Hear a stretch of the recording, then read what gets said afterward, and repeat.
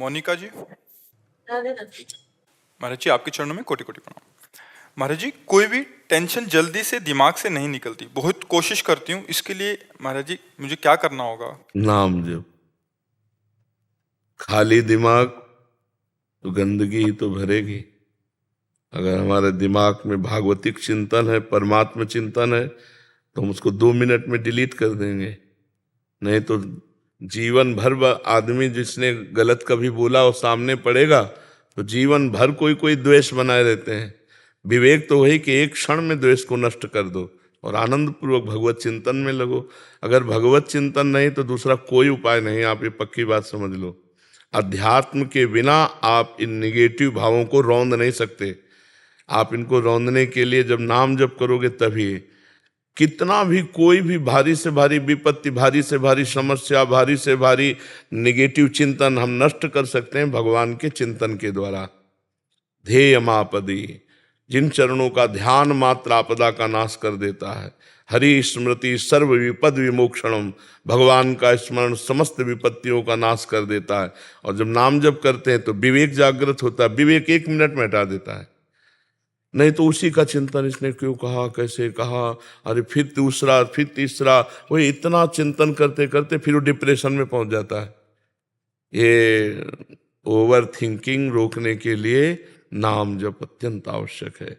इस लोक और परलोक में आनंदित रहने के लिए, दिमाग शांत और शीतल रखने के लिए हमें भगवान का चिंतन चाहे वो राम जपो, कृष्ण जपो, हरि जपो, जो नाम जपो, बिना नाम जप किए तब लग कुशल न जीव कहूँ, सपने हूँ मन विश्राम, जब लग भजत न राम कहूँ, शोक धाम तज काम।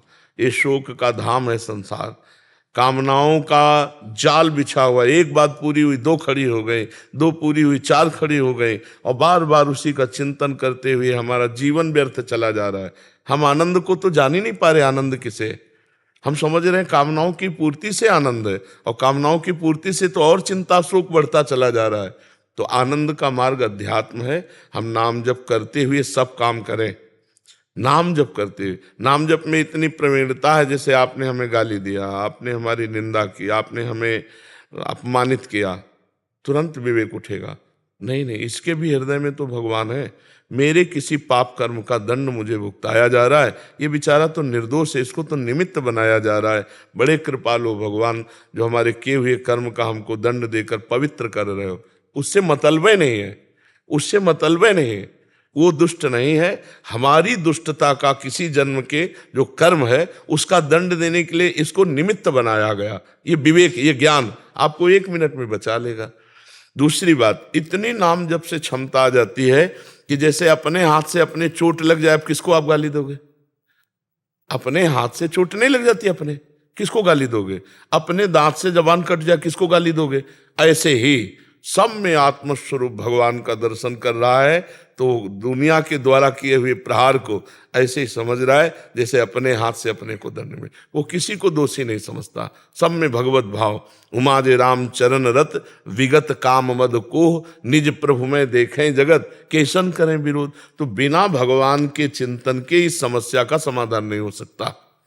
जब तक सर्वत्र समबुद्धि नहीं आएगी, ज्ञान नहीं जागृत होगा, तब तक ये जलन शांत नहीं होगी। द्वेष करने वाले पर भी हम रोष ना करें, ये अध्यात्म है, तो हम जीत जाएंगे। नहीं, कितना प्रपंच, जरा दिमाग को आप अपने खुद देखिए, कितना प्रपंच भरा हुआ है।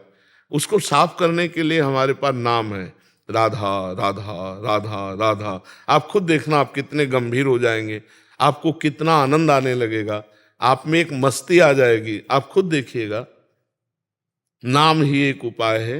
किसका प्रश्न था? हाँ, नाम नहीं जप करोगी तो फिर इसको नहीं हटा पाओगी। यही तो दंड है, यही दंड है। अरे देखो, यही बुद्धि अपने आप जहर खवा देती है।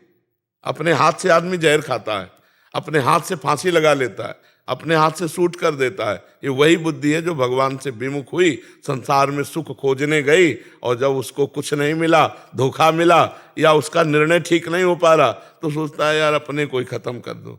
ये है बुद्धि। ये देखो ना, कितनी घटनाएं ऐसी घटती हैं। तो इसलिए हमें लगता है सबको नाम जपना चाहिए। गंदा भोजन छोड़ो, गंदा पेय पदार्थ छोड़ो, गंदे आचरण छोड़ो, नहीं तो तुम्हारी दुर्गति हो जाएगी। आज हंस लो हमारी बात पे, girlfriend boyfriend live in relation, आज हंस लो हमारी बात पे कि बाबा जी ऐसी बात करते हैं, ये क्या जाने। समय आएगा ना, तब तुम देखना, हमारी बात को याद करना कि तुम्हारा जीवन कहाँ पहुंच गया है, कितने संकट में पहुंच गया है। सच्ची मानो सबको नाम जप करना चाहिए, गलत भोजन छोड़ना चाहिए, गंदा पेय पदार्थ छोड़ना चाहिए, गंदे बच्चों का संग छोड़ना चाहिए, तभी जीवन उन्नतिशील होगा। जो 20 वर्ष के पहले ही ब्रह्मचर्य खो देता है वो गृहस्थी लायक नहीं रहता। समय आने पर देख लेना, एक अच्छा सदगृहस्थ जीवन निर्वाह नहीं कर पाएगा वो। तो आज हमारी समाज बिगड़ती चली जा रही, खान पान बिगड़ते चले जा रहे हैं। बच्चों को देखो ना, जब बच्चों की पसंद बोले चाउमीन, क्या कहते हैं, हाँ नूडल, पिज्जा, ये पसंद है, तो हम अच्छा पदार्थ जैसे रोटी दाल चावल सब्जी, ये शुद्ध जो घर के, ये पसंद नहीं आते। ये बहुत संभल करके भोजन, बहुत देखो, जैसा खाओ अन्न वैसा बने मन, जैसा पियो पानी वैसी बने वाणी, जैसा करोगे संग वैसा चढ़ेगा रंग। तो आज हमारा संग भी गड़बड़, मोबाइल जो चाहो देख लो, और मोबाइल में तो पूरा संसार है, जो चाहो सर्च करो देख लो। और खान पान तो देख ही रहे हैं, पवित्र हो रहा है। और पान की तो पूछो मत, पीने के लिए तो मतलब नए नए बच्चे, छोटे छोटे बच्चे सब अपेय पदार्थ पीने लगे। हाँ, तो इनसे बचे तो ठीक है, नहीं तो बुद्धि निगेटिव ही चिंतन कराएगी। तो हमें लगता है कि आप नाम जप कीजिए, पवित्र भोजन कीजिए, तो इससे आप देखना फिर आपका निगेटिव भाव शांत करने के लिए विवेक जागृत हो जाएगा, वो तत्काल शांत कर देगा। जी। ब्रिगेडियर अवरेंद्र प्रताप सिंह जी। महाराज जी राधे राधे। महाराज जी, मेरा पूरा परिवार कई पीढ़ियों से श्री हरिदास स्वामी परंपरा से जुड़ा है। मैंने भी 7-8 साल में ही गुरु मंत्र ले लिया था और उसका आज तक निरंतर जप करने का प्रयास कर रहा हूँ। महाराज जी, नौकरी के दौरान कई बार विपरीत और जोखिम परिस्थितियां आई, बिहारी जी की कृपा का अनुभव हुआ। महाराज जी, मेरी तार्किक बुद्धि होने के कारण मुझे भक्ति में काफी चीजों के जवाब नहीं मिले, इसलिए, और साथ ही आडंबर और पैसे की चमक में मतलब अध्यात्म और निराकार स्वरूप की आकर्षित हो गया मैं। और अब हर रोज ब्रह्म मुहूर्त में निराकार स्वरूप का ध्यान कर रहा हूँ। और कई बार पहले बताओ, निराकार का ध्यान होता है? लाइट को देख रहे होते हो। ध्यान का विषय जो है ना, सब ध्यान मिट जाए, जो बचे उसे ज्ञान का ध्यान कहते हैं, आत्मस्वरूप का। सब ध्यान मिटा दो, जब आप बैठो तब कुछ ध्यान नहीं आना चाहिए। वो अगर प्रकाश स्वरूप है तो अंधकार कौन है? जब वही परमात्मा सब रूपों में है तो प्रकाश स्वरूप है, तो अंधकार भी स्वरूप उसी का है। जड़ स्वरूप है तो चैतन्य स्वरूप उसी का है, वो सर्वस्व है। अगर हम प्रकाश का ध्यान करें तो अंधकार भी वही परमात्मा है, वो सब रूपों में है। तो हमको चाहिए कि इन सब रूपों का पहले ध्यान हटावें, न प्रकाश, न अंधकार, न स्थूल, न सूक्ष्म, न कारण। और जब ये ध्यान शांत हो जाता है तो जो बचता है वो आत्मस्वरूप होता है। अन्वय व्यतिरेक 2 पद्धतियां हैं। पहले हमें व्यतिरेक पद्धति लगानी पड़ेगी शास्त्रीय, कि ब्रह्म सत्यम जगन मिथ्या, कुछ नहीं है, कुछ नहीं है। पहले इनको हम हटाएं, पहले सब ध्यान हटावें। तो हाँ, पहले आप ध्यान हटाओ। क्या आपका ध्यान शून्य में आ गया? जी महाराज, कई बार आता है। और अच्छा, इस समय कोई भी चिंतन नहीं हो रहा है, ना प्रकाश, ना अंधकार, ना स्थूल, ना सूक्ष्म, ना कारण। जैसे गाढ़ निद्रा, गाढ़ निद्रा में आप होते हैं क्या? लेकिन होते हैं। अभी कह रहे हैं कि राधा कृष्ण स्वरूप की ओर भी मन आकर्षित है और ध्यान मार्ग में भी, तो दोनों का समावेश बनाना चाह रहे हैं। अब हम कैसे तुम्हें बतावें कि देखो, अभी वो प्रकाश तो है नहीं जिस प्रकाश की हम बात कर रहे हैं, आत्मस्वरूप की। जब तक स्थूल सूक्ष्म कारण को मिथ्या समझ करके और स्थिति नहीं प्राप्त करोगे तब तक वो, और जब वो हो जाएगा ना तो ये सब चंचलता हट जाएगी। कि अभी हम फाइनल में इनकी तरफ आकर्षण, ना ये है ना वो है, जो है वो केवल है, उसका अनुभव करने के लिए बढ़ो। अभी वो बात नहीं है जो बात होनी चाहिए। आप स्वीकार करते हो? जी महाराज। तो आप, ये स्थूल 5 भौतिक शरीर है, इसके अंदर सूक्ष्म शरीर है, मन बुद्धि चित्त अहंकार, 5 ज्ञानेंद्रियां, 5 कर्मेंद्रियां, इसके भी अंदर अनंत जन्मों के संस्कारों का बना हुआ कारण शरीर जो स्थूल का निमित्त बना है। इन तीनों को विध्वंस किए बिना अपने चिंतन में, इनका बिल्कुल विध्वंस, इनसे बिल्कुल संबंध खत्म, साक्षी, तो जो बचता है वो है आत्मस्वरूप है। अभी ना तो उस है का अनुभव है और ना श्यामा प्यारी कुंज बिहारी का अनुभव है। तो हमें लगता है बीच में समय बर्बाद मत करो। वही महाराज वही हो रहा है। मैं सोच रहा हूँ कि कहीं फंस रहा हूँ बीच में मैं। नहीं तो जब आप इतने बड़े महापुरुष श्री स्वामी हरिदास जी से जुड़े थे तो आपको वहीं जुड़े रहना चाहिए। महाराज मेरे भी गुरु का यही कहना है। मैं बालक दास जी तो नहीं रहे अभी, लेकिन अभी जो प्रेजेंट गुरु हैं जी तो उनका भी यही कहना है कि उनने अपना दिया है, लेकिन मैं आपसे थोड़ा सा लाइट चाह रहा था। मतलब इनको अभी थोड़ा सा द्वंद्व है कि ये बीच में वैसे हो गए थे कि निराकार स्वरूप का ध्यान, और अभी फिर से इधर आना चाहते हैं। निराकार स्वरूप हमें है, हमने जो आकार पकड़ा वही आकार पकड़ लिया। कर्मा के अनुसार मनुष्य शरीर बना, हम मनुष्य पुरुष मान रहे हैं अपने को, स्त्री मान रहे हैं अपने को। हमारा क्या स्वरूप है आप बताओ, क्या स्वरूप है? आपको कितने साल हो गए इस शरीर में रहते?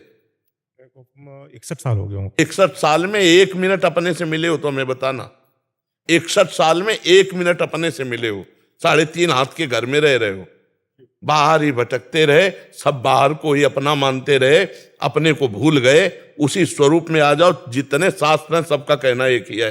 और जब तक नौकरी में थे तब तक तो आप अपने व्यस्त रहे, लेकिन अब नौकरी के बाद, और बच्चे भी फौज में ही हैं दोनों से, अब सही रास्ते में आ जाओ। हम आपको प्रार्थना करते हैं, हमारी बात मान लो। जो नाम स्वामी जी महाराज के पंथ से मिला है उस नाम को जपो, श्यामा प्यारी कुंज बिहारी का, और आश्रित हो जाओ। आश्रित हो जाओगे तो वो मामे ये प्रपद्यंते माया में ताम तरंती थे। नहीं तो ये मन की चाल को आप अगर साधक हैं तो जानते हैं कि एक क्षण में आकाश में बैठा मिलेगा शुद्ध, और दूसरे क्षण में नाली में गिरा मिलेगा। इसका कोई भरोसा मन का नहीं है। जब तक भगवत साक्षात्कार ना हो जाए तब तक इस मन का भरोसा नहीं है। ये एक क्षण में वैराग्य धारण करता है और एक क्षण में राग में युक्त हो जाता है, पता ही नहीं चलता इसका स्वभाव क्या है। सही फरमाया। तो हमको चाहिए कि भगवान की शरण में होकर उनका स्मरण करते हुए शुद्ध ज्ञान के द्वारा चलें। तो हमें सहारा है भगवान का, वही हमारी आत्मा है, दो नहीं है। मानी संख्या से सवाल हल हो जाएगा। स्कूल में जब पढ़ते थे तो मानी संख्या से सवाल हल किया जाता था। आज भी पढ़ाई में ऐसा होता होगा, मानी संख्या इतनी तो सवाल हल हो जाए। तो मानी संख्या गुरुदेव ब्रह्म, मानी संख्या राधा कृष्ण ब्रह्म, मानी संख्या स्वामी श्री हरिदास जी। अब यहां से शुरू करो और उनकी शरण में होते हुए तो इतनी तन्मयता हो जाएगी कि आपका विस्मरण हो जाएगा। वही केवल बचेंगे। सवाल हल तभी माना जाएगा जब एक बचे, चाहे ज्ञान से आओ, चाहे भक्ति से आओ, चाहे योग से आओ, पूरी सृष्टि में एक ही बचे। चाहे वासुदेवा स्वरमित, चाहे जड़ चेतन जग जीव जत सकल राम में जान, चाहे सर्वम खलमिदम ब्रह्म, चाहे ईशावासमिदम सर्वम यत किंचे जगत्याम जगत, किसी भी तरह से आओ एक। तो सही ढंग से लगो। बहुत कृपा है भगवान की कि आप परमार्थ में लगे हो, पर उसको दुचित मत रखो। दुचित कबो परितोष न लाए। हमारा स्वरूप ही निराकार है। परमात्मा के स्वरूप की तो जाने तो हमारा स्वरूप ही निराकार है। हम जिस आकार को पकड़ते हैं उसी में बंध जाते हैं। नहीं तो हमारा स्वरूप क्या है आप कोई बतावे। सिर्फ इतना संबोधन हो सकता है, उसी को ब्रह्म को, उसी को आत्मा को, उसी को परमात्मा को, केवल संबोधन है। लेकिन है क्या? वो तो अनुभव गम में भजें जय संता, अनुभव के द्वारा आता है। वो अनिर्वचनीय वाणी से बताया नहीं जा सकता। तो हम कहते हैं कि लगो और तीव्र गति से लगो, क्योंकि पता नहीं कब श्वास अंत हो जाए। बिल्कुल महाराज, लाइफ एंड पे आ रही है, बाइंडिंग है, तो अब लगो, खूब तीव्र गति से लगो। समझ में आए? आप जी क्या कह रहे थे? मम्मी के कहने पे आज वैसे विशेष दिन है, आपकी कृपा से आज आपके दर्शन तो हुए, लेकिन आज का दिन मम्मी का है जिन्होंने मुझे जन्म दिया है, उनका जन्मदिन है। तो कल उन्होंने कहा था कि कल विशेष स्नान होता है, तो उनका स्नान करने जरूर जाना यमुना जी के। तो हम रात को करीबन जब वहाँ से तलहटी से आए और समय मिला तो वहाँ गए, तो वहाँ सबसे बोला कि यहाँ पे कोई सफाई भी कर रही थी अभी, यहाँ लेडी और महाराज भी हैं, सब है। तो सब कह रहे कि यहाँ तो कोई नहीं है। अब मुझे मेरी भारिया है, उनको दोनों को दर्शन हुए, कोई और भी नहीं। जैसे मेरे साथ आया है अभी हाल, उनसे बोला कि आपने देखा? बोले किसी ने देखा। हम दोनों कह रहे कि हमको तो नजर आई। तो ऐसा लगा साक्षात यमुना महारानी के दर्शन हुए कल। यहाँ तो दिव्य सहचर्या भगवान का दिव्य धाम है। यहाँ तो कुछ भी दिव्यता हो सकती है, या तो कोई आश्चर्य की बात नहीं है। ये तो बहुत दिव्य धाम है वृंदावन। यहाँ तो प्रिया प्रीतम विराजमान है, अनंत सहचर्या है। कौन सहचरी यमुना जी की सेवा में थी, कौन क्या कर रहे, पता नहीं कौन सी शक्ति कहाँ विचरण कर रही है। तो धाम है ना प्रभु का। हमारी दृष्टि हो तो हम पहचानना शुरू कर दे। जी मुकेश अग्निहोत्री जी, राधे राधे महाराज जी। महाराज जी, आप उप मुख्यमंत्री हैं हिमाचल प्रदेश के। महाराज जी, आप कह रहे हैं कि आपकी पत्नी की अकाल मृत्यु हो गई थी, बट एक दिन पहले आपसे मिलने की उनको तीव्र इच्छा थी और बहुत प्रयास भी किया, बट मिल नहीं पाए, मतलब वहीं से। महाराज जी, उनके अंतिम इच्छा को पूरी करने के लिए आप आए हैं महाराज जी। हाँ, धन्यवाद है। हमें लगता है कि एक श्रीमद् भागवत का पाठ करवा लेना, मूल संस्कृत का पाठ भागवत का करवा के संकल्प करके अपनी पत्नी को दे दीजिएगा। तो मूल संस्कृत के पाठ से क्या है कि अकाल मृत्यु में जहां भी जो भी गति होगी उसमें उन्नति हो जाएगी, क्योंकि भागवत इतनी समर्थ है कि धुंधकारी प्रेत बन गया था, फिर भी उसे भागवत ने भगवत स्वरूप प्रदान करके परम पद दिया। विमान आया था गोकर्ण जी के सामने, तो हमको लगता है कि तस्मात् शास्त्रम प्रमाणम थे, तो अगर उनकी इच्छा की पूर्ति तो उनकी सदगति की भी पूर्ति करवा दीजिए। अगर आपको समय मिले तो 7 दिन स्वयं बैठकर सुनिए, और नहीं समय मिलता तो पुत्र या किसी को भी बैठा दीजिए, और उत्तम जो संस्कृत के ज्ञान से परिपूर्ण है और जो विश्वास पूर्वक पूरे अध्यायों का पाठ कर सकते हैं, तो उनको उचित दक्षिणा दे करके पूजन करके 7 दिन अगर भागवत का पाठ हो और वो संकल्प करके उस जीवात्मा को दिया जाए जो आपकी पत्नी बन के आए, परम मंगल हो जाएगा। आप ऐसा कर लेना। शायद भगवान ने इसीलिए आपको भेजा होगा कि उसका मंगल हो जाए।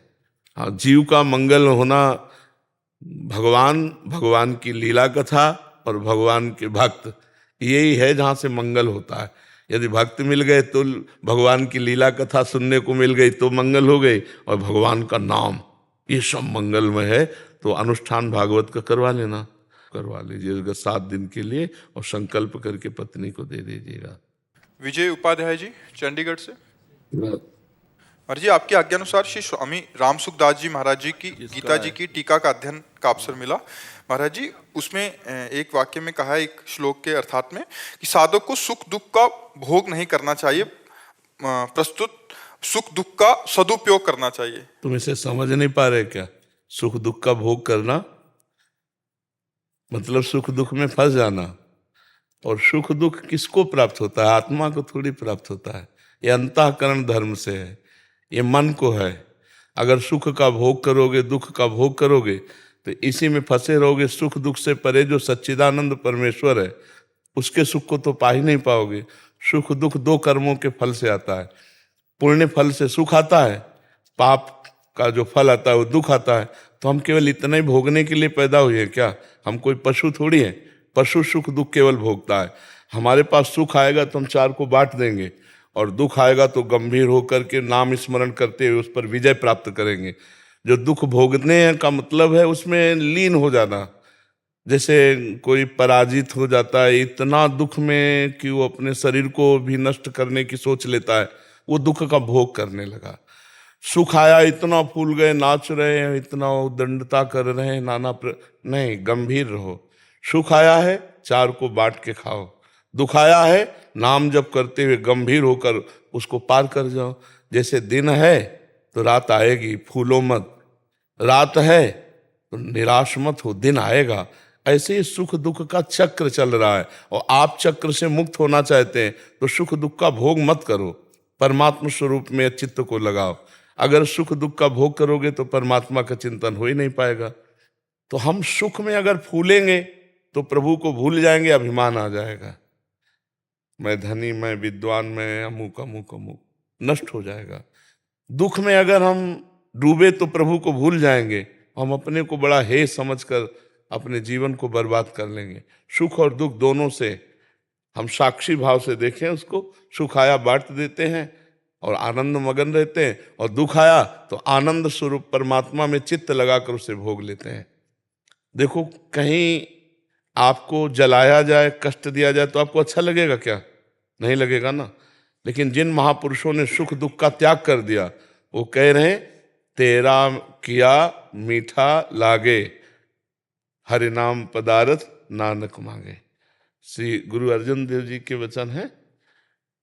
तपते हुए तवे पे बैठा दिए गए, ऊपर से तप्त बालू डाली जा रही, और वैसे मुस्कुरा रहे हैं जैसे फूलों की वर्षा उनके ऊपर हो रही हो।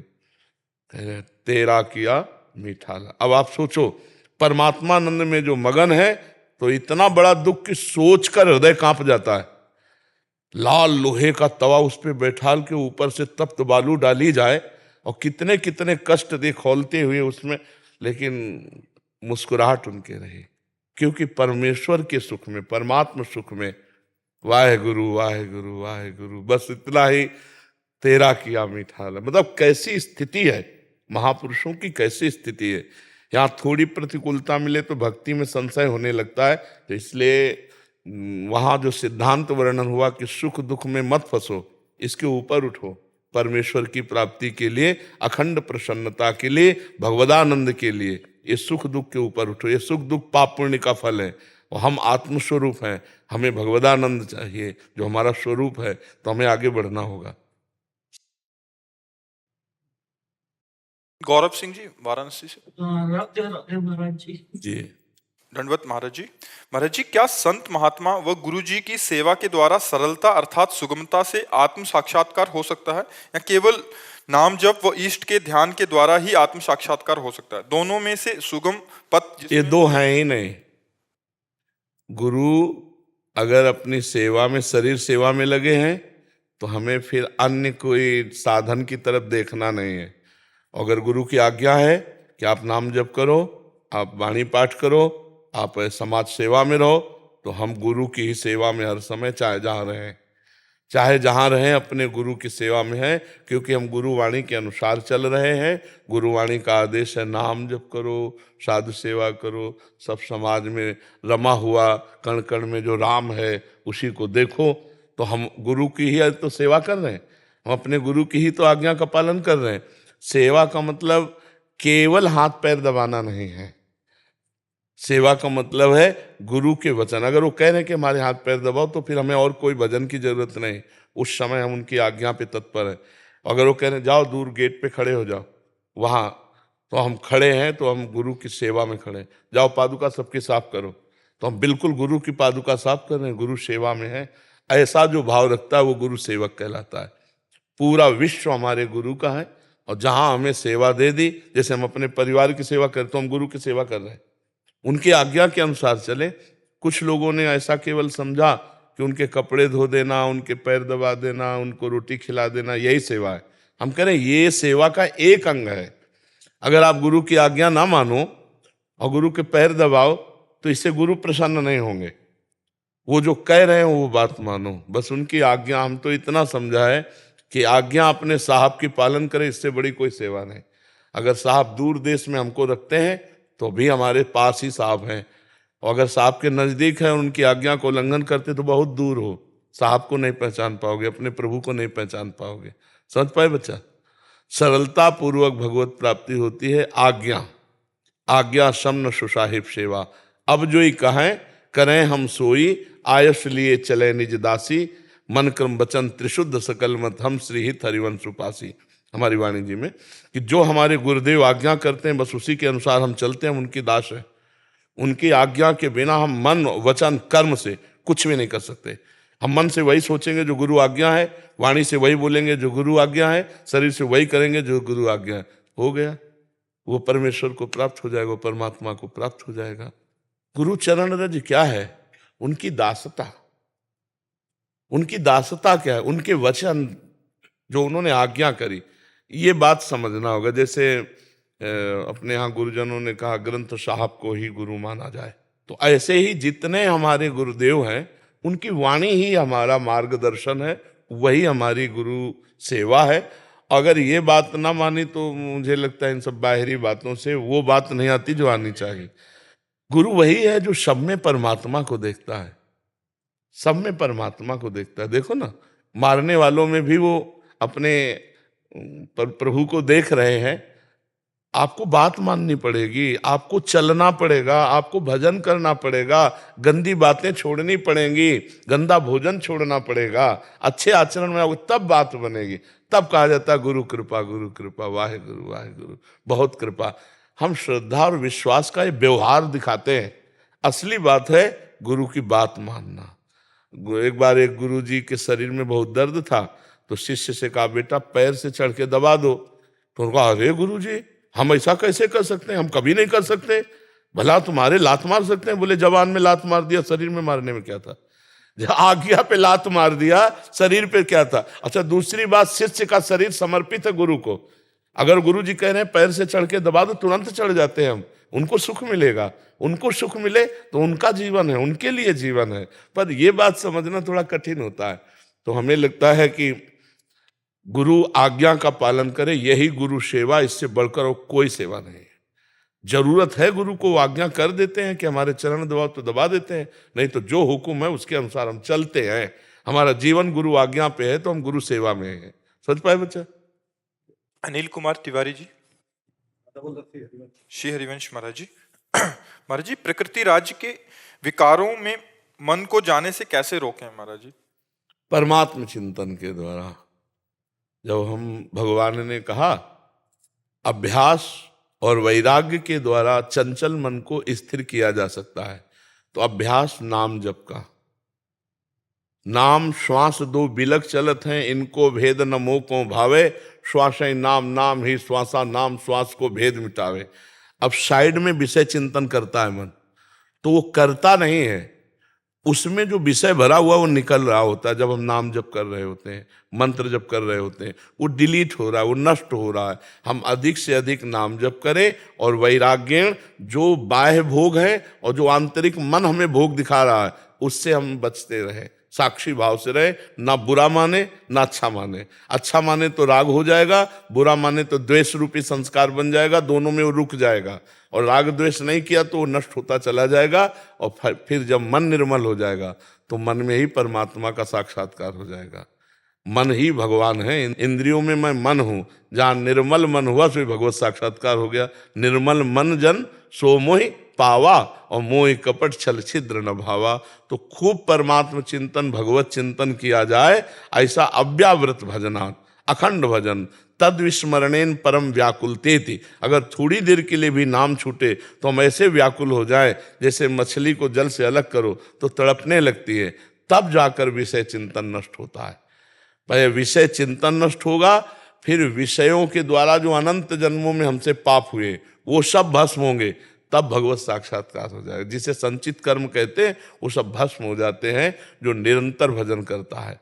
नाम कीर्तन, नाम जप, गुरुवाणी का अपने अनुसरण, जो वाणी है उसका गायन श्रवण, ये सब हृदय के मल का नाश करने वाले हैं।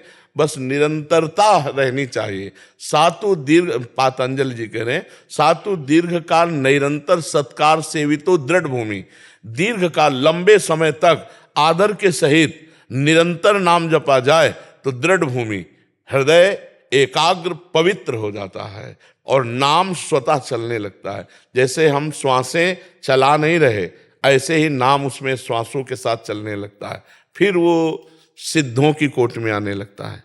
पर ये है कठिन ना, नाम जप करने के लिए अंदर ही अंदर देखो तो मन में इतनी गंदगी भरी को जब निकलती तो लगता है तो पहले नहीं था।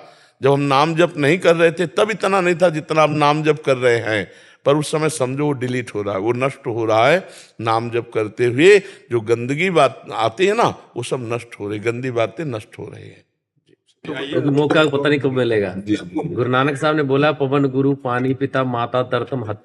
पवन गुरु है, पानी पिता है, धरती हमारी माता है। जी जी। पर हम इसको इतना विशैल कर चुके हैं। मैं तो पंजाब से आया हूँ जी जी। वो हमारी तो पंजाब की धरती पे बड़ा अच्छा था, पर अब माहौल इतना जहरीला हो गया है जी। इसके बारे में हम मार्गदर्शन करें। इसमें क्या है कि हम इतने वासनाओं से युक्त हो गए कि हम प्रकृति को दूषित करने लगे हैं। अपनी वासनाओं के खेल से ही ये सब प्रकृति दूषित हो रही।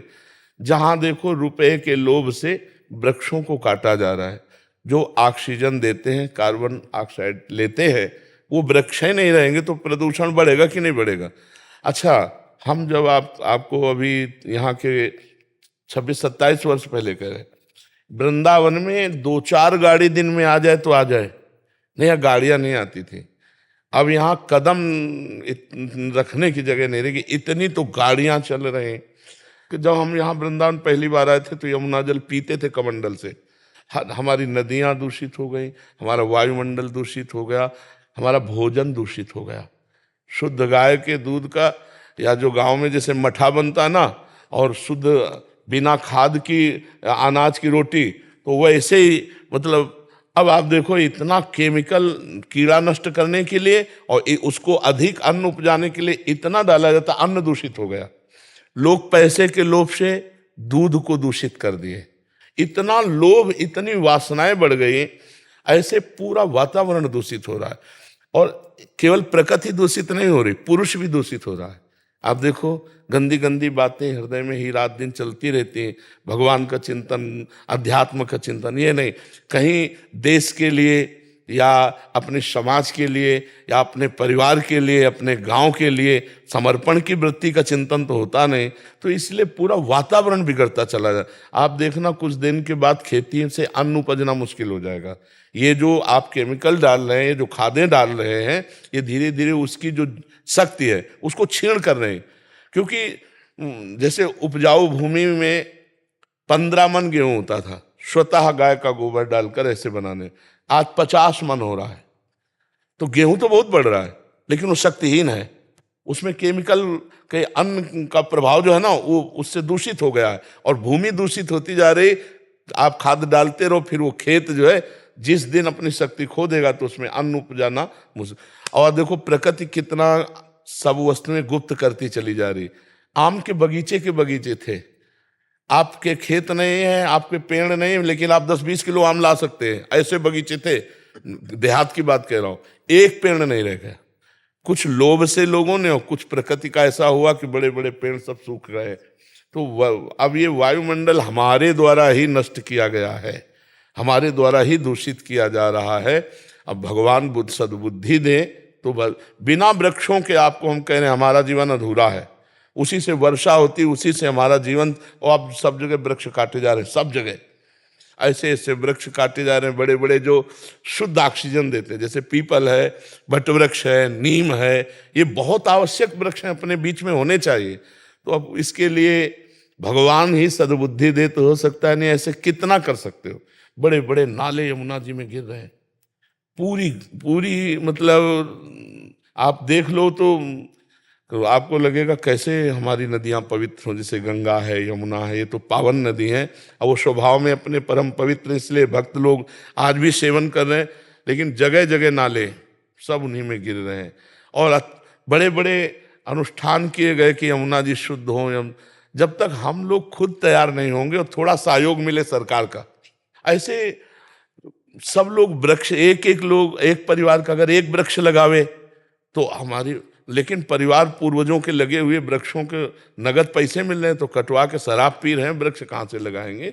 खान पान बिगड़ रहा है, अर्थ लोलुपता बढ़ रही है। तो हम तो भगवान ही से प्रार्थना कर सकते हैं कि हमारे देशवासियों की बुद्धि बदले तो प्रकृति शुद्ध हो। क्यों, और क्या उपाय हो सकता है? नहीं ठीक है जी, आपका हमें शुद्ध बुद्धि मिलेगी। हाँ, हमारी द्वारा जो प्रकृति की इस शोभा को, शांति को, सुख को नष्ट किया जाता है, ये हम ही लोग सुधारें उसको।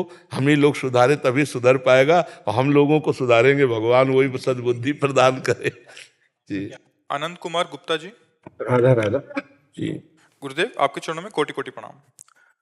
गुरुदेव, हमने आपके प्रवचनों में सुना है कि जो साधक जीवन भर भगवान का नाम लेता है, उसके जीवन के अंत समय में मुख से प्रभु का नाम निकलता है। ये प्रश्न मेरी माता जी से संबंधित है। उनकी आयु 78 वर्ष की हो चुकी है। वे एक धर्मपरायण पूजा पाठ ही महिला रही हैं।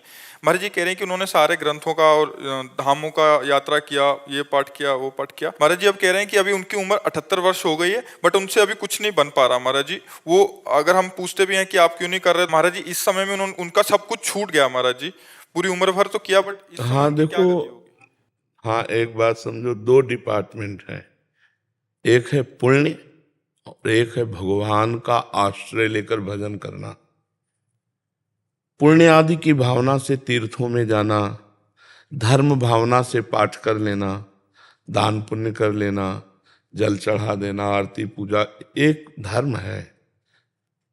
लेकिन आर्त भाव से भगवान की शरण होकर उनका भजन करना, अगर वो किए होती तो इस समय गाढ़ अवस्था भजन की होती। भगवान के सिवा कुछ नहीं। हम सुबह खड़े होते हैं, उनको जानते हैं, 85 वर्ष की होंगी, रोज दर्शन करने आती। जब 2 बजे रात के आते हैं ना, तो हम खड़े होकर उनको प्रणाम करते हैं, रुक करके उनको प्रणाम। हर समय नाम चल रहा है, 85 वर्ष के। तो क्या हुआ, हम लोग दान पुण्य इनको और या पाठ आदि को या तीर्थ अवगाहन को हम ऐसा मान लेते हैं कि भगवान की बहुत बड़ी भक्ति है। प्राय लोग, अरे बड़े भगत हैं, रोज गंगा नहाने जाते हैं, बड़े भगत हैं, बद्री नारायण होया है। एक गांव की बात, बद्री नारायण गए लेकिन हृदय से कभी नारायण की शरण नहीं हुए, तो उनका शुभ कर्म बनेगा ना कि भजन बनेगा। शुभ कर्म और भजन में अंतर है। फावड़ा चलाना भी भजन हो जाएगा, व्यापार करना भी भजन हो जाएगा, जब हम भगवान की शरण में होकर अंदर से, और हम निरंतर भगवान के नाम में डूबे हैं। तो अभ्यास कहाँ जाएगा? इसी समय के लिए तो है कि मानो हमारी ऐसी स्थिति आ गई कि हम मूर्छा में हो गए, या मृत्यु जनित कष्ट, बहुत दुख है बीमारी में, अब बुद्धि उसमें शिथिल हो रही, तो उसमें नाम चलेगा, क्योंकि जीवन भर नाम जप किया है तो नाम चलेगा। अब जैसे इस तरह के भागवतिक कार्य हैं, इन कार्यों से अगला जन्म मिलेगा और फिर शुद्ध भक्ति का संस्कार आएगा, तब वो भगवान की प्राप्ति होती है। या अंतिम समय कोई याद दिला दे कि राम राम कहो, राधा राधा कहो, और वो कह भी नहीं पा रहे लेकिन कान में सुनाई दे रहा, तो काम बन जाएगा। अभी आपके ऊपर है। नहीं गुरुजी, हम तो पूरा प्रयास कर रहे हैं, लेकिन अभी उनका ये 6 महीने से ऐसा हुआ है। देखो, अनंत जन्मों के संस्कार भगवान केवल टीवी देखती हैं वो। बहुत बिगड़ गया मामला। वो केवल पुण्य आदि था, वो भगवान की शरणागति नहीं था। अब सोचो, टीवी देखने का मन बुढ़ापे में, अरे जाना है भैया भगवान के यहाँ जाना, तो प्रपंच झूठा, झूठे पे झूठा। टीवी क्या है? झूठे पे झूठा नौटंकी नाटक है कि नहीं है? मतलब फिल्म है, सीरियल है, एकदम झूठा, प्योर झूठा, झूठे पे झूठा। हाँ, तो हाँ, फिर हमें लगता है कि बुद्धि जो है विपरीत दिशा को जा रही। अब हमारे लिए क्या कर्तव्य उनको रहा? कर्तव्य तो यही कि जैसे उनको किस तरह से समझा के लाए कि अब भगवान से प्रार्थना कीजिए। आप ज्यादा समझाओगे तो आपको डांट सकते हैं। हम बहू बेटे हैं उनके। हाँ, तो डांट भी सकते हैं ना कि तो ज्यादा हमको उनने ही हमको मार्ग दिखाया। हाँ। पूजा पाठ, ये विग्रह पूजन। आपको बताएं, हम लोग बाहरी को भक्ति मान लेते हैं। भक्ति एक अंदर का विषय है, बाहरी क्रिया कुछ ना हो भक्ति जनित, और अंदर से आपका नाम चल रहा है तो आप महान भक्त हैं। बाहरी क्रियाएं हो रही, भजन नहीं। तो इसीलिए भगवान ने एकादश स्कंद में कहा, भागवत में, व्रतांसी यज्ञ छंदांसी तीर्था नियमा यमा यथा वरुंधेत सत्संगा सर्वसंगोपहो हिमाम। मैं व्रत से, तीर्थ यातन से, यज्ञ से, वेदाध्ययन से, गृहस्थी के पुण्य धर्म का, इनसे बस में नहीं होता। अगर मुझे कोई प्राप्त करना चाहता तो मेरे भगवत प्रेमी महात्माओं का संग करे, जिससे सर्व संगों का त्याग होकर मेरा अखंड स्मरण प्राप्त हो। स्मृति से भगवत प्राप्ति होती है। यस्य स्मरण मात्रेण जन्म संसार बंधनात् विमुच्यते नमस्तस्मै विष्णुवे प्रभु विष्णुवे। जिनका स्मरण मात्र संसार समुद्र से हमें मुक्त कर देता है। अच्छा, वृद्धावस्था में बुद्धि भ्रष्ट हो जाती है। अगर सही भजन हुआ तो उस समय करेक्ट रहेगी, नहीं भ्रष्ट हो जाती है। तो अब देखो, आ गई ना अंतिम फाइनल, और टीवी अच्छी लग रही, इसका मतलब बुद्धि निगेटिव परमार्थ से, नहीं तो साधना में ये सब नहीं अच्छा लगा। अब तो केवल यही होना चाहिए कि भगवान की कथा आपसे कहें, सुनाओ, भगवान की कथा सुना रहे हैं, बैठे हैं, नाम जप कर रहे हैं, भगवान की आरती पूजा भोग जो बना, नहीं तो नाम जप कर रहे हैं। नाम जप में तो अगर जीवन भर भजन किया है तो फिर भजन, ये माला करी उन्होंने, सब कुछ किया। हम देखो, एक प्रकार की माला ऐसे भी होती है कि माला चल रही हो, मन कहीं और चल रहा है, बातें हो रही और माला भी चल रही। ये आश्रय की बात कह रहे हो, आश्रित से हाँ सारा काम बनता है।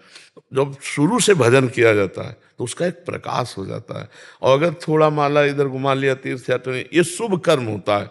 तो अशुभ कर्म भी तो है, वो अपना प्रभाव दिखाएंगे। तो अब आपके हाथ में है, आप उनको कथा सुनाओ, जैसे भागवत की है, भक्तमाल की है, नाम सुनो। जब कहें टीवी देखो तो प्रवचन सुनाओ, नाम कीर्तन सुनाओ, और संतों के प्रवचन सुनाओ। टीवी में इधर उधर मत लगाओ। अब जैसे बुरी दशा आने के पहले बुद्धि बदली जाती है, तो अब अंतिम बिगड़ जाए इसलिए माया उनकी बुद्धि को बदल रही है। अब आप ही देख लो, नहीं तो कोई उपाय नहीं। इसीलिए तो जन्म जन्म मुनि जतन कराही, अंतराम कहे आवत नाही। गुरुदेव, हमारी एक इच्छा है कि उनके लिए भागवत पाठ करा लें क्या? हाँ जिंदा है अभी तो करवा लो और अच्छा रहेगा। बिल्कुल बिल्कुल बिल्कुल, बहुत सुंदर बहुत सुंदर बहुत सुंदर। के अंदर ही घर के अंदर ही घर के अंदर हाँ वो संस्कृत वाला पाठ करवाओ, मूल संस्कृत। नहीं वो तो बहुत बड़ा प्रोग्राम है, वो बाहरी लोग, हाँ अपने उनके कल्याण के लिए उनके कान में शब्द पढ़ते रहे, ऐसी जगह पंडित को बैठा दो और दीपक जलाकर कलश आदि का और फिर पूजन करवा के भागवत का 7 दिन पाठ करवा लो, 7 दिन। ऐसे तो उन्होंने जीवन में भागवत कम से कम 50 बार। हाँ देखो, हम यही बात कहते हैं कि हृदय समर्पित कहाँ है, क्या हृदय समर्पित ऐसा कर सकता है इस समय? इसके तो आंसुओं से कपोल भींगे हुए और कि प्रभु बस मैं आ रही हूँ बाप के लायक है, रात दिन प्रभु का चिंतन, रात दिन भजन, तो फिर माना जाए कि 50 बार भागवत, एक 20 लोग भागवत का अगर रंग लाया होता तो क्या ऐसी स्थिति होती ना। एक भगत जी आए थे और उनका 20 साल से नाम जप कर रहा हूँ और अपनी स्थिति बताई तो उनका भैया छेद बंद नहीं किए और अगर भरते रहोगे तो मटकी नहीं भरेगी, छेद बंद कर दो और एक एक बूंद डालते हो तो एक दिन भर जाएगी। तो छेद को तो जल्दी कोई बंद नहीं करता। अब चलनी में गैया दुहै और दोष दैव को दे, हरि गुरु कहो न माने अपनो ही फले। अभी शुद्ध मार्ग का अनुसरण नहीं हुआ, नहीं तो इस समय कैसे भय लग जाता कि एक क्षण भी भगवान का विस्मरण नहीं होना चाहिए, कभी भी शरीर छूट सकता है। अब विषयों से राग, इस समय तो स्वाभाविक वैराग्य हो जाता है, वृद्धावस्था है। अब टीवी और ये सब, मतलब मुझे लगता है थोड़ा भगवान से प्रार्थना करो कि उनकी बुद्धि शुद्ध हो। महाराज जी ये प्रश्न मैं करता नहीं, बट एक स्थिति के बारे में आपको संज्ञान में डालना चाह रहा हूँ और इनका भी निराधार हो जाए तो इसलिए। महाराज जी, गुरु जी मेरा प्रेम निस्वार्थ हो अगर जिससे मैं प्रेम करती हूँ और उसका आकस्मिक मृत्यु हो गई बद्रीनाथ जी में और मुझे हर जन्म में उसका ही साथ चाहिए, उसके लिए मुझे जो भी मार्ग चलना पड़े मैं वही करूंगी, बस आप मुझे उसके लिए मार्गदर्शन करें। हमारा प्रेम निस्वार्थ था, निस्वार्थ रहेगा, हमेशा यही अनुभूति हुई। उसके प्रेम की सृष्टि सबसे खूबसूरत सृष्टि है।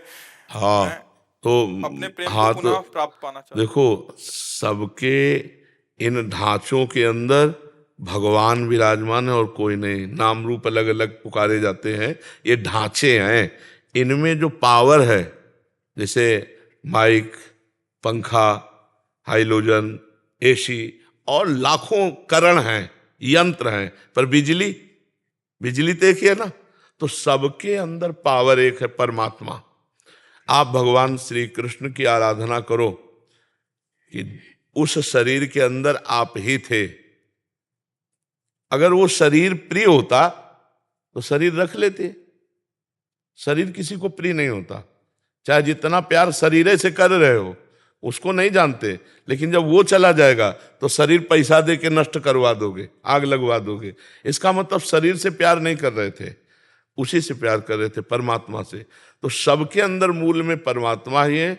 श्री कृष्ण को विराजमान करके आराधना करो कि मुझे जन्म जन्म तुम ही पति रूप में मिलो। वही थे शरीरों का, कि वही रूप, वही पांच भौतिक शरीर कभी नहीं। ये हमारे प्रभु का सृष्टि का ढांचा ऐसा बनता है खांचे से कि दोबारा देखने को नहीं मिलेगा। अब बताओ कितने लोग हैं, सबकी आंख और नाक कान और सब अलग अलग पहचाने जाते हैं, और वो असंख्यों लोग और सबका फिंगरप्रिंट अलग ही मिलेगा। यार कितना चमत्कार मेरे प्रभु का है। नहीं तो ये तो नाशवान शरीर है, वही जन्म जन्म मिले, क्योंकि वही अंदर थे तुम्हारे पति के, और वो चले गए तो तुमने कहाँ उसको रखा, कहाँ उसको माना, उसको नष्ट कर दिया ना। तो जो उनके अंदर थे वो प्रभु श्री कृष्ण थे, उनको तुम जानती नहीं, उनको तुम मानती नहीं हो। नहीं, ये प्रश्न न रहता, ये प्रश्न खत्म हो जाता कि मैं हे परम सुंदर सबके अंदर विराजमान श्री कृष्ण, मैं तो जानती नहीं थी कि तुम ही हो। मैं तो उस ढांचे को अपना प्रिय मान रही थी। अब वो समझ में आ गया कि ढांचे के अंदर तुम छुपे थे। अब ढांचे से प्यार नहीं, बाप से प्यार हो। अभी निहाल हो जाओ, अभी मंगल हो जाएगा और जन्म जन्म के लिए उन्हीं को प्राप्त हो जाओगी, उन्हीं के धाम जाओगी। पर तुम्हें अगर ऐसी आकांक्षा हो कि वो पांच भौतिक ढांचा हमें दोबारा मिले, तो असंभव। ये माया का खेल है। एक बार गर्त में गिरा दिया तो दोबारा खाक में मिलने के बाद वो रूप नहीं मिलेगा, वो फिंगरप्रिंट नहीं मिलेगा। और वो जीवात्मा जो परमात्मा स्वरूप है, वो मिल भी जाए तो तुम्हें किसी भी तरह से प्यार नहीं करेगा। ये केवल ढांचे ढांचे का होता है प्यार। जैसे माता पिता हमारे मर गए, अब वो कहीं ना कहीं तो लीला में है भगवान की, उनको हमारी स्मृति नहीं, केवल स्मृति। जैसे पूर्व जन्म में अपने लोग तो आए ही हैं, हमारा तो जन्म कोई पहली बार थोड़ी हुआ है।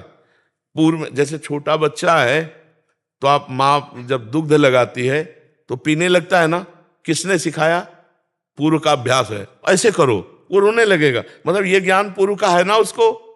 तो हम लोग पूर्व जन्म से चले आ रहे। अब हमारे पूर्व जन्म के लोग अगर परिवार के मिले भी कहीं तो हम पहचानते हैं क्या? ना वो हमें पहचानते हैं ना हम उनको पहचानते हैं।